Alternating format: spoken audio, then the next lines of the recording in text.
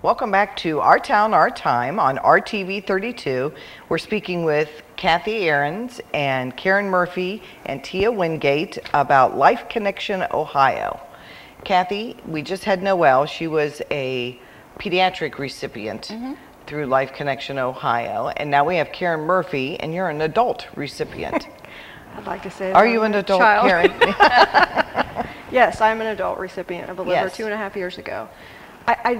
I like the idea of only waiting 19 hours for a liver. Right. Because I did have all those in and out of the hospitals and You did. waiting and kind of being there on the edge and wondering what was going to happen and the trickle-down effect and how it impacts your entire family, your community when you're sick. But Right. I did get that second chance. You worked too. Yeah. Clear up until when? Well, I was diagnosed. Actually, I was diagnosed with sclerosing cholangitis like in '94. And I remember the doctor saying, well, you know, there's a cure for this because you can have an organ donation.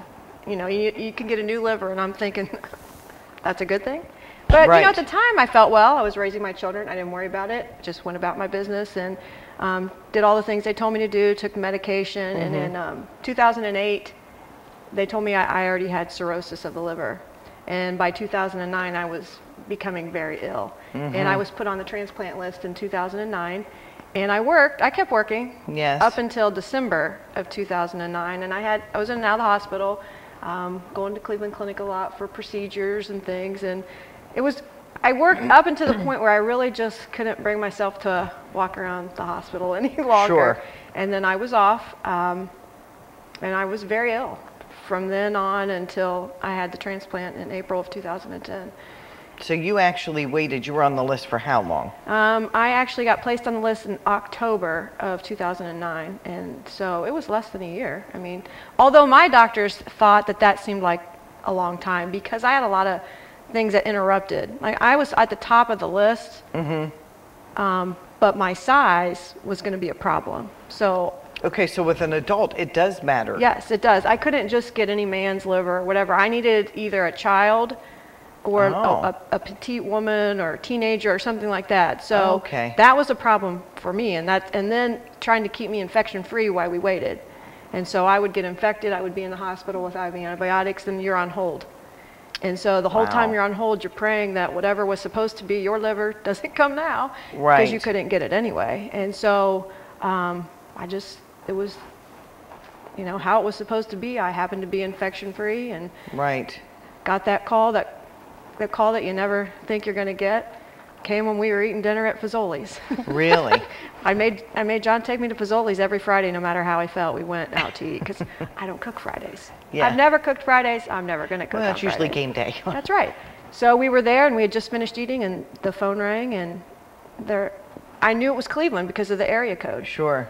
And I knew it had to be it because it was a Friday night. What else could they want on a Friday night? And so I answered, and they told me that they had a liver and that it was my liver, and they were pretty sure this was a good to go. Good match. And they're like, can you get here? And my only thing was, I just ate. Is that going to be a problem? Yes. They're like, no, we're looking at the morning. So, and I just remember just starting to cry. Sure.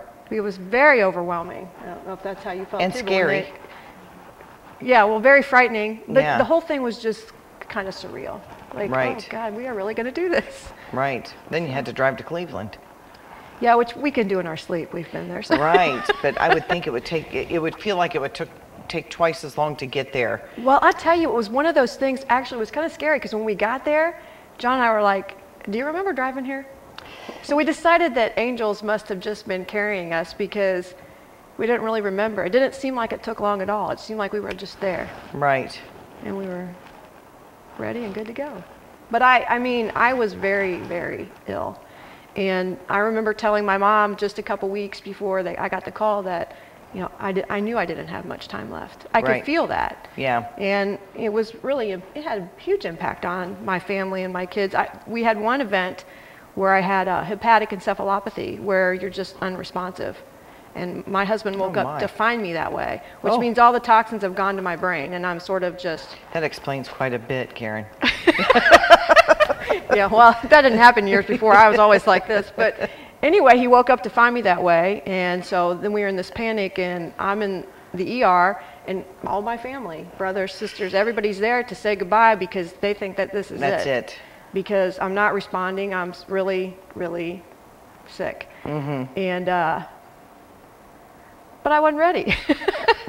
So, you know, my husband was pretty persistent in getting me shipped to Cleveland, and they took care of things. And after about 3 weeks in the hospital, and I was back at home. Wow. Still fighting the fight. Right. So, you know, my family did that a lot. Like, is this it? No, this isn't it. Well, Is you're this probably it? always waiting This for the isn't shoe it. to drop. Yeah, yeah, it was always like that. Right. And that's So, scary. The second chance has been just as surreal as the phone call. I'm sure. And there are moments, I'm not gonna lie, there are moments when I'm driving in my car and I have the urge to get out and be like, I can't believe I'm still here, kind of Right. thing. Right. So, Well, we're glad you are. me too.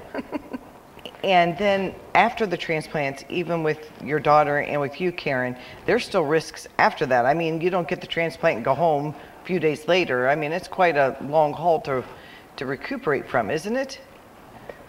I can only speak, it was the hardest thing I ever did. Right. I'm still doing it. Right. And I had some complications, so I still go to the Cleveland Clinic regularly. And I'm actually potentially might need a second transplant, but I feel really good. So I'm hopeful that, Right. you know, because of some of the complications, but, you know, I get up, I live my life, and Sure. I just do Thank what I God do. for every day and Yeah. move on. Well, that's great. And then with Noelle, were there complications afterwards, or was it a pretty smooth? She's a poster child for pediatric transplant success. So she's had no bouts of rejection or Wow. any serious infections. You know, she got RSV twice last winter. Wow. You know, she's more susceptible to pneumonia, and you got to watch things like chickenpox or mono. Stay clear of that. But, you know, you use a little extra hand sanitizer.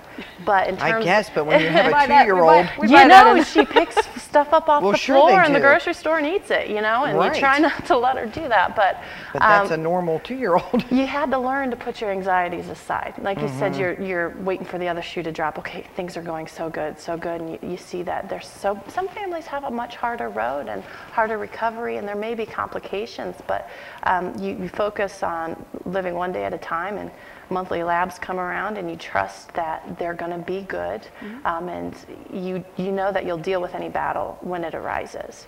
And with her being a child, there is the chance, there's about a 50% chance is what her surgeons told us, that she could eventually come off her immunosuppressant medicine. And that's the so biggest. she kind of grow out of it, grow into her liver, or? Well, her disease is gone. Her liver won't go bad unless her body would reject it. But at this point, it seems like, you know. Things are good. But she's on immunosuppressant medicine, as with anyone who's received a transplant, to keep the body keeping the organ. Right. Now, there's a chance if 3 years from now she hasn't had any rejection, they could start trying to wean her off her immunosuppressant medicine. Wow. And then she could basically live a normal life and not worry about those infection possibilities. And I get chills thinking about that because, you know, aside from, you know, our prayers in the hospital pre-transplant were, God, give us our baby. We want to keep her. Right. And now we want quality of life. We want her Right. to live life to the fullest and have children herself, and she wants to play volleyball. So, Yeah.